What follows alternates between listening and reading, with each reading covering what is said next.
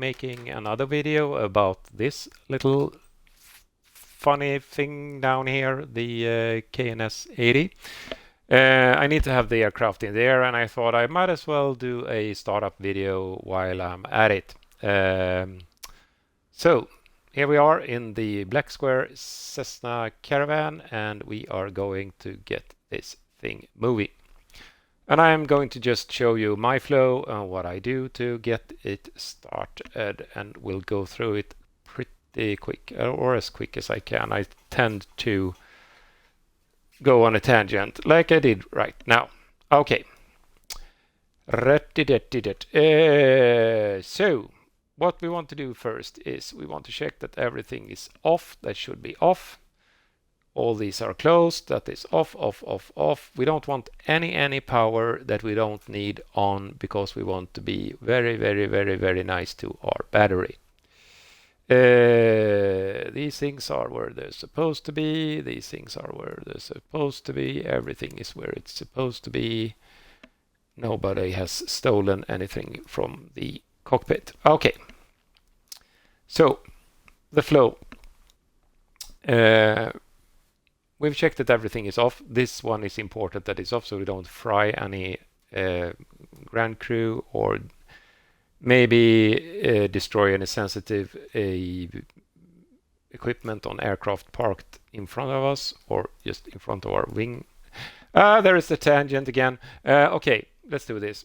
So first we'll check that my trim is working on the joystick. It is. Okay. So firewall in, fuel shut-off valve is in. If you pull it, you can cut off the fuel if you end up upside down in the grass.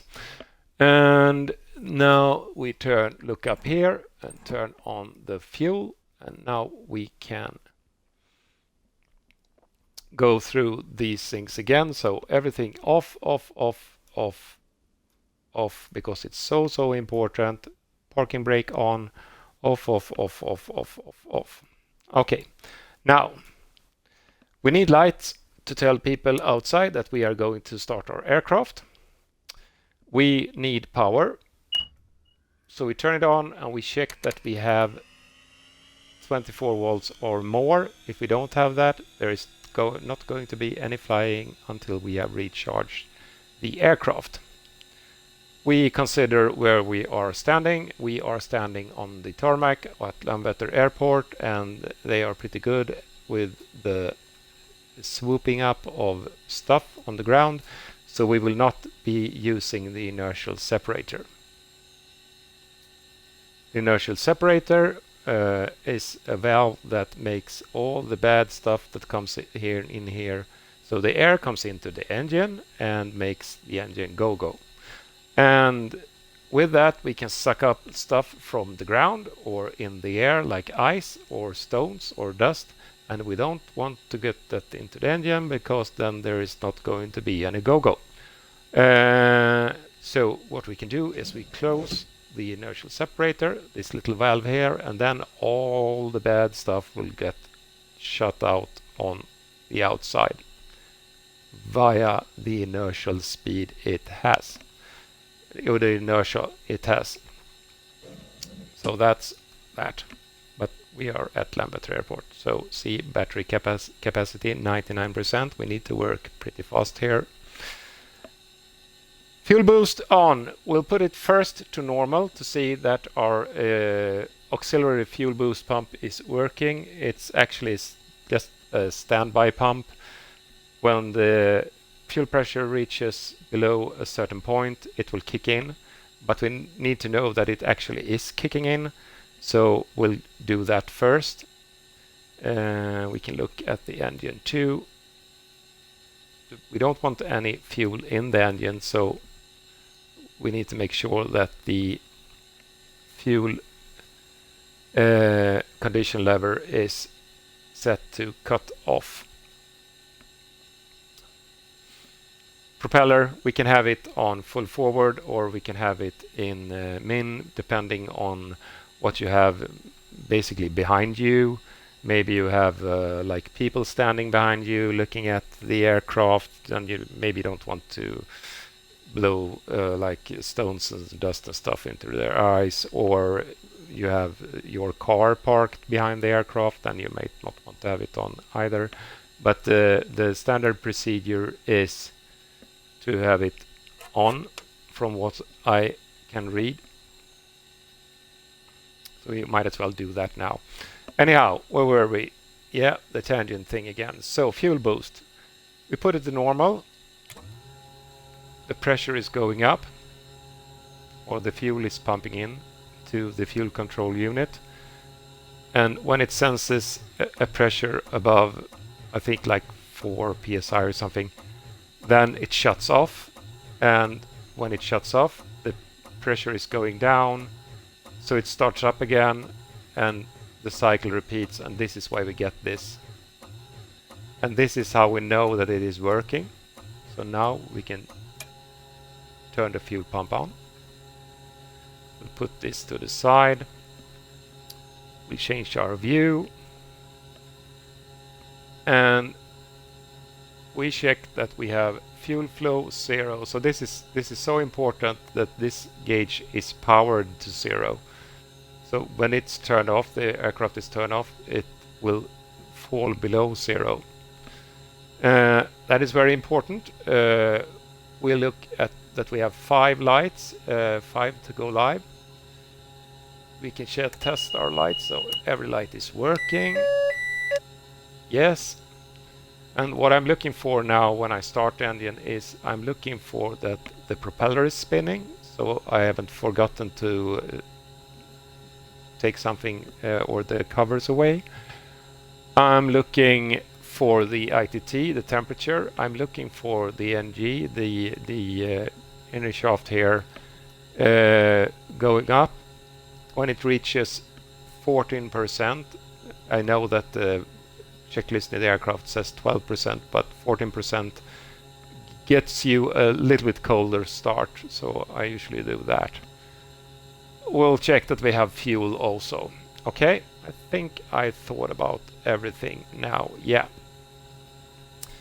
So, starter on, ignition is igniting. We can see that the oil pressure is going up, the propeller is spinning. We're looking for NG 14%, and we introduce fuel. We hear a whoosh. You can see we have fuel into the engine, and the temperature is going up, and yeah, we stayed in the green.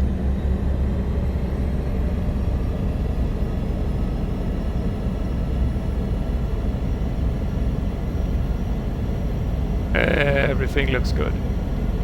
I did not yell clear prop out of the window, so don't forget to do that.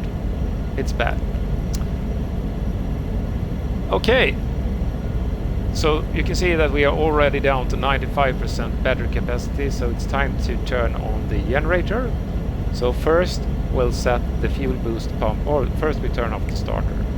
Then we set the fuel boost pump to normal or standby. And we can see that we still have the standby electric power in operative. So we can turn that on. And now we will check that that thing works properly. So we'll switch first this one to generator and see that, yeah, we're generating power, or things are drawing amps. Alt should be just below 0, that should be just below 0, and volts should be over 25 or up here in this range. Looks good. So this is the indicator for the standby alternator power. So how do we test this? Well, we can trip the generator, which basically means that we simulate a generator fault, and this should kick in the standby alternate power. So we will do that by pressing it down, and you can see, yep, we're getting power. And you can also see generator off, standby power electric on. We'll reset that, and the lights goes out. So that works fine. Now we need to know that other stuff is working in the aircraft. So the icing stuff, we might as well turn on the nav lights too right now when we have some power here. We'll put this to generator and then we check that all these works fine, and how to do that is to see if they are drawing any power. So I will turn on the pitot heat. Yep, it's drawing power, so it must be working. Stall warning, yeah, that's drawing power too. Wing light, yeah. And the windscreen heat, it's drawing loads of power. That's a heavy consumer. Prop, we have prop anti-ice amps over here. It's an important one, so we'll turn that on and we see that, yeah, it's pulling power and it's pulling power. And the boots, the wing boots and the wing strut boots, and everywhere there are boots on this aircraft. So we can see we have a green de-ice pressuring, and we can look outside and look at the boots, and they are doing their booting thing. Okay. Whoa.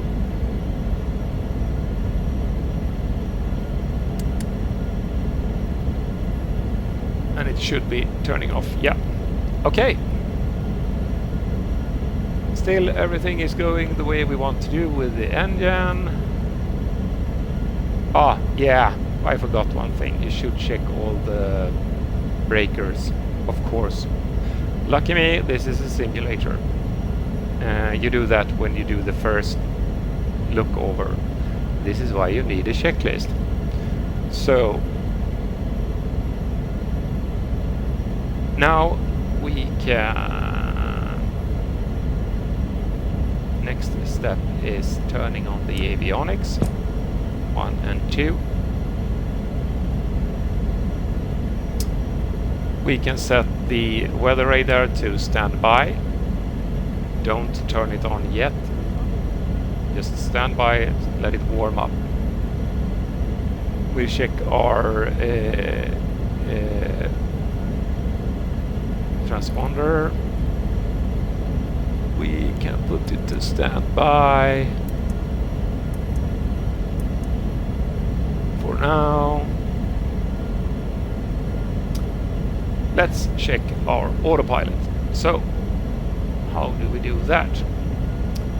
We put our heading knob to about 30 degrees to the right, and we press heading. Steering wheel should go to the right. If it goes to the left, don't use the autopilot. We'll push it to the left, and the yoke should go left. If it goes right, then don't use the autopilot. And just to be nice to the system, we'll push it back to center, and then we check that we can click it off. And while we're here, we might as well put the autopilot to whatever altitude we are aiming for after takeoff, so 3,000 feet. I need to drink something. My voice is getting... Also, maybe it's getting hot in here. Let's check the cabin. 18 degrees. It's pretty cold, so we'll use the alternate. No, we actually don't want to do it. We just use the valve. Yeah, we'll turn on and we'll aim for 21 degrees Celsius. That's a good temperature. I usually have it in my car, and my girlfriend sets it up to 22.5 degrees when she is in the car with me. But now I am on by myself in this aircraft, so we'll put it to 21 degrees. Okay. We don't need any lights because it's daylight. We have this in day, and we are ready to taxi. Hello, Lambetter. Tune Lambetter ground. We can listen to the 80s.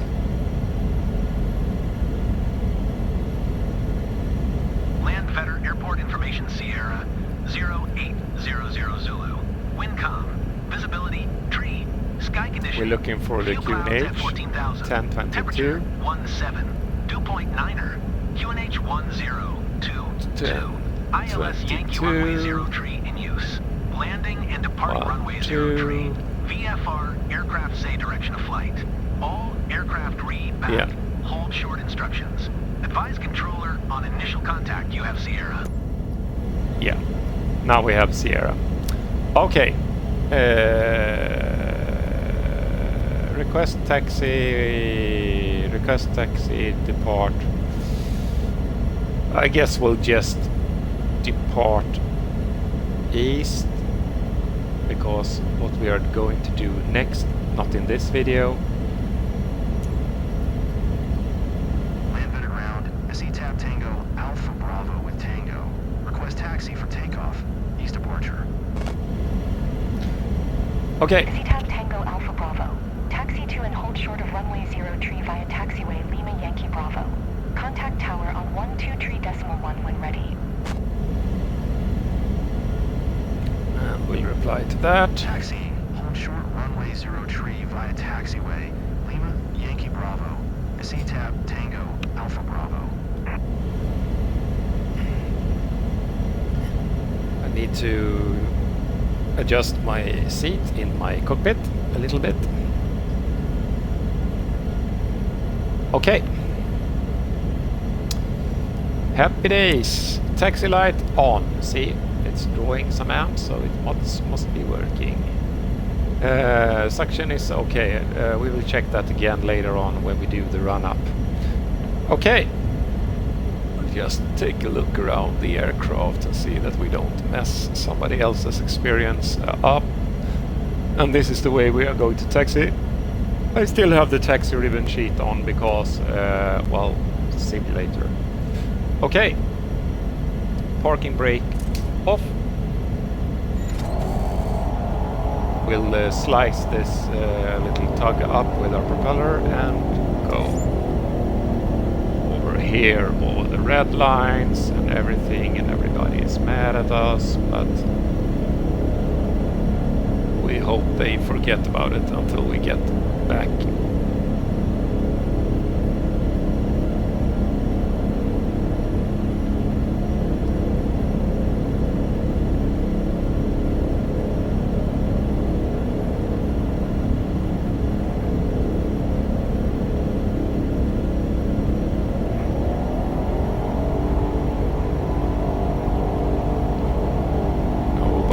Coming here without a radio and giving us grief.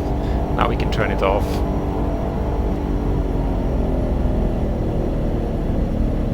And we'll double check what they told us to do. Lima Yankee Bravo. Okay.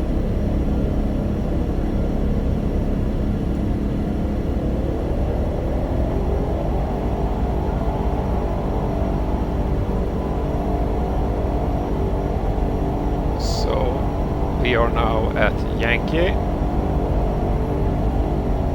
the black Y there. We are not going up to Delta.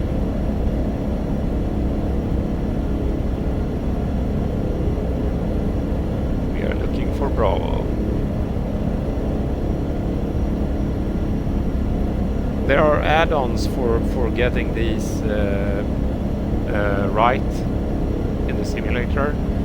I haven't tried those. If somebody has, please make a comment and tell me about it, how your experience has been with them. That in the marketplace you can buy like an add-on for getting all these markings to work, all these signs to work properly. See, empty, empty.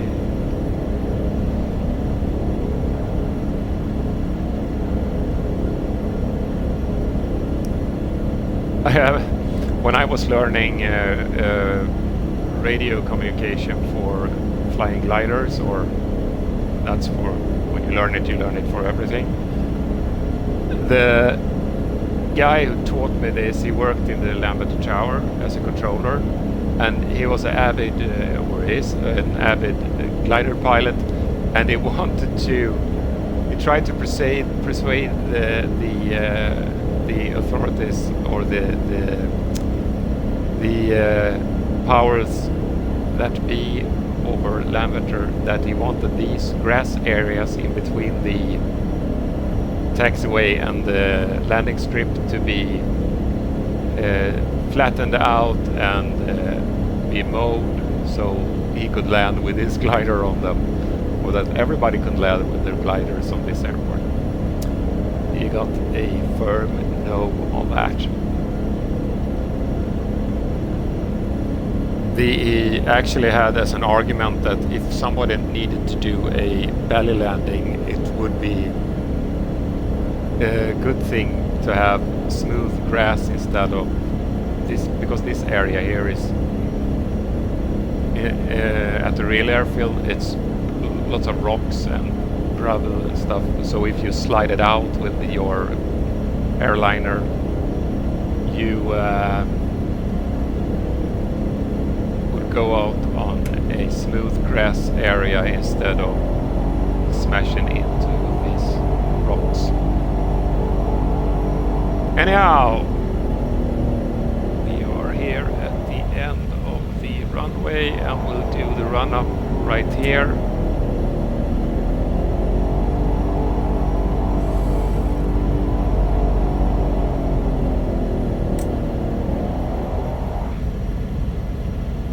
Okay, parking brake on. I use my keyboard for that, but we can check that it's on. So what we'll do now is that we'll turn on the strobe light so people can see that we are standing here. We can turn on our weather radar.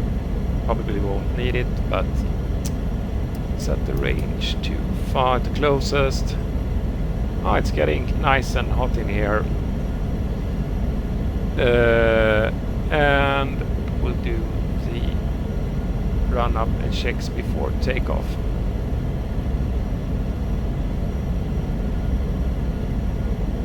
So we are powering up this thing. We are looking for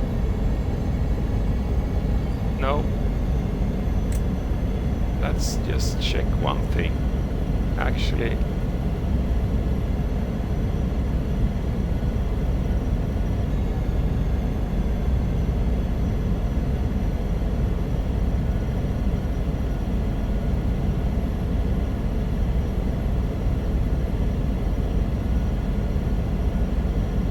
So you see, lots of these tests are checking the power and everything, and I did that on the parking stand because it takes time, and now I'm babbling, so we're standing here anyway, but if you do that before, then you have that out of the way, and you can just do the engine run up and then take off, and you won't be in people's way.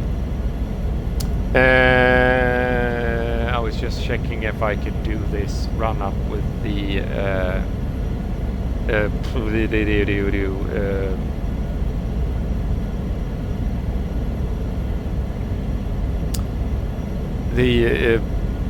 fuel condition lever at idle, and I think I can. If I can't, if it's not procedure, if it's stupid, please tell me in the comment and I will rectify my behavior. Okay. So 400 torque.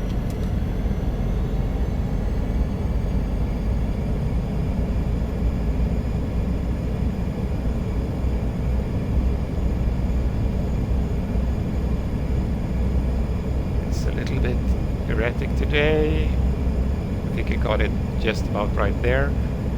And now we pull the inertial separator. You can look at the flap here. And what we are looking for is a small increase in heat in the ITT. We are looking for a small decrease in drop RPMs and a small decrease in decrease in torque, I think. Yes. Yeah. So yeah, and it's barely noticeable. And the flap is now here, and all the fodder is thrown outside, and then we pull it back. We get some power back here. Okay. It's time to test the propeller governor, and we'll power up to 1800 RPMs.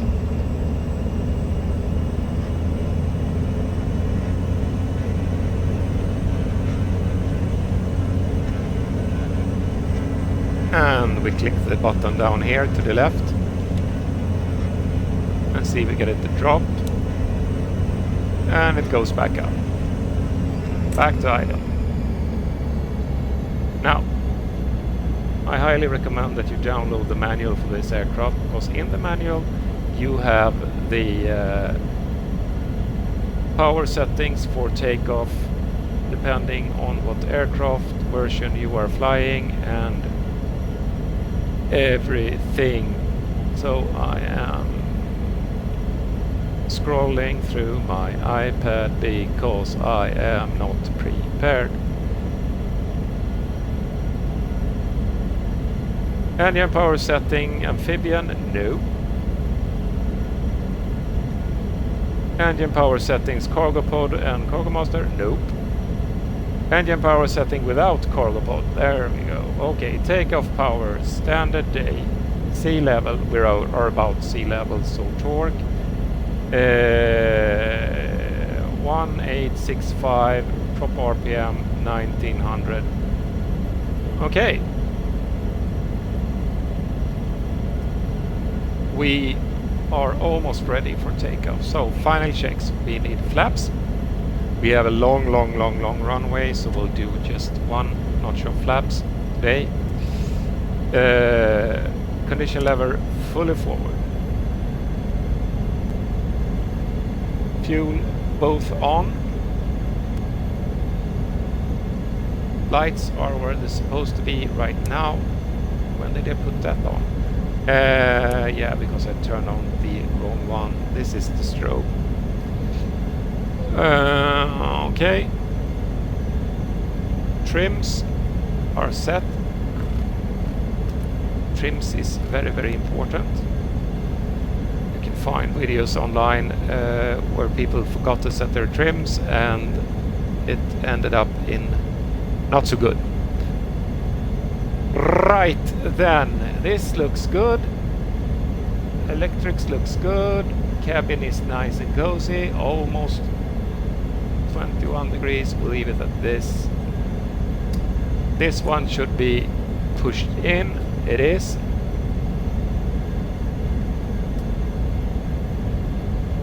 And we'll do a final test of the lights.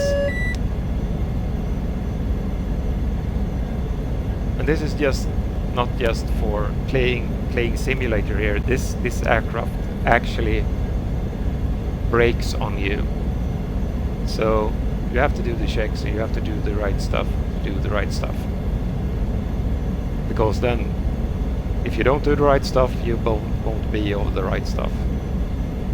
I can't believe I just said that. Anyhow, tower, cringe. Tune level detailer, yes, we do that, and request takeoff. Land Vetter Tower, SE Tab, Tango Alpha Bravo at runway 03, ready for departure. East departure. SE Tab Tango Alpha Bravo, QNH 1022 East, departure approved. Cleared for takeoff, runway 03. And we answer her. Cleared for takeoff, runway 03. SE Tab, Tango Alpha Bravo.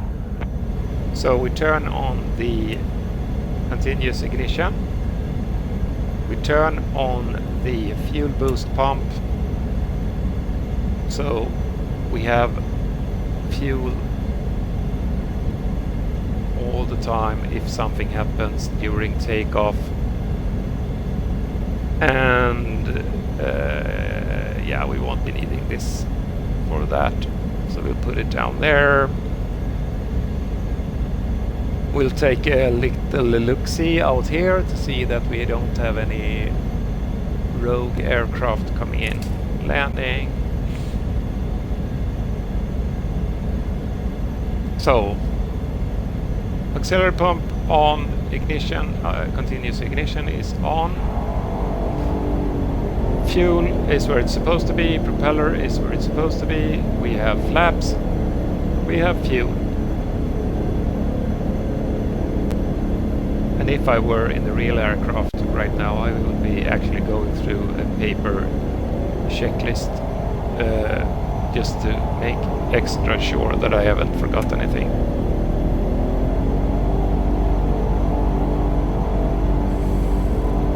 Okay. Everybody happy back there? Let's go. So we're looking for torque.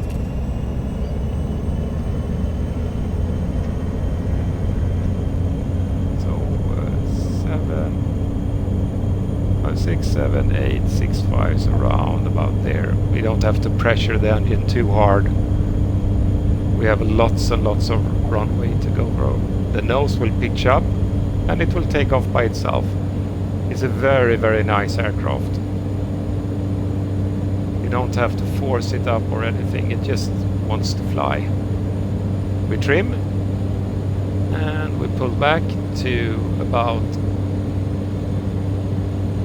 17 SE tab Tango Alpha Bravo. Continue for on east torque. departure.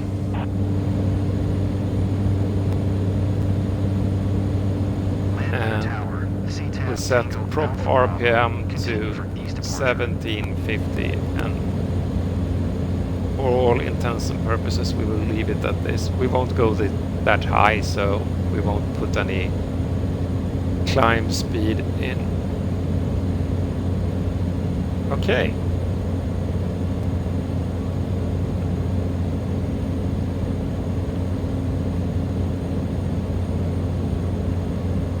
Still climbing. We can turn off the fuel boost pump, set it to normal. We can turn off the continuous ignition. And as we are just out cruising, no passenger flight, we can turn off these. Okay.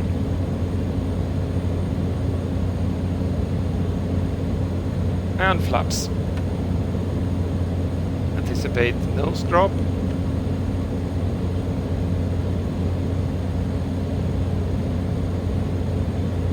Trim. Set the heading bug. We should have done that before. Leaving my airspace. Frequency change approved. We'll answer her. Turn on the autopilot. Let's change it to heading. And we have already set the altitude we want it to be, 3,000 feet, just about 1,000 meters. And it's a choppy day today.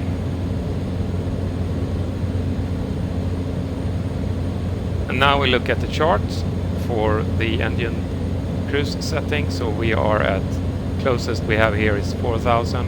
So torque 1,600. We'll pull back to 1,600. And prop RPM 1,750. And we are already there, so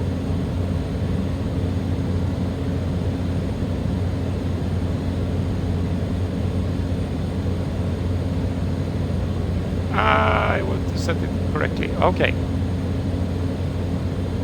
Okay. Cruise. Autopilot set, power set, everything is good. Nice and cozy in here, 20 degrees. Could have 1 more degree, but that's okay. Autopilot is on.